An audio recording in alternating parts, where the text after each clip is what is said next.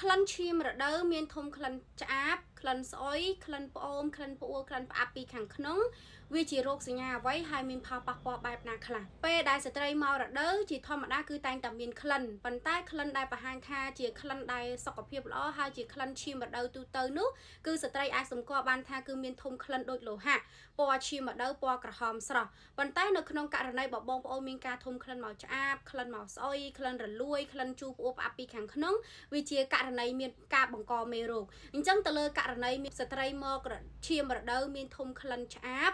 ក្លិនឆ្អាបដូចត្រីគឺជាសញ្ញាដែលបងប្អូនមានការរលាកទ្វារមាសដោយសារតែនៅក្នុងនោះគឺបងប្អូនអាចនឹងមានការធ្លាក់សជាប្រចាំធ្លាក់សមានពណ៌លឿងខៀវបៃតងហើយចាប់ផ្ដើមមានការរមាស់ខ្លាំងនៅតំបន់ទ្វារមាសនិងចាប់ផ្ដើមមានការប្របាក់នៅក្នុងការនោមមកអួរនោមមកឈឺដែលបងប្អូនបានធ្វើការស្វែងរកដំណោះស្រាយទី2គឺទៅលើក្លិនមកស្អុយក្លិនរលួយបណ្ដាលមកពីការឆ្លងនៅពពួកកាមរោគដែលនៅក្នុងនោះមានពពួកស្វាយពពួកមេរោគ HIV ពពួក HPV ដោយសេកមួនប្រភេទជំងឺប្រមេះទឹកបាយប្រមេះទឹកថ្លាឬក៏ពពួកមេរោគស្វាយនិងទៅលើក្លិនជូរក្លិនផ្អួរផ្អាប់ពីខាងក្នុងក្លិនផ្អូមបណ្ដាលមកពីការកង្វះអនាម័យនៅពេលដែលបងប្អូនមករដូវបងប្អូនបានធ្វើការផ្លាស់ប្ដូរសាលីអនាម័យរាប់3ម៉ោងម្ដងឬជាធម្មតា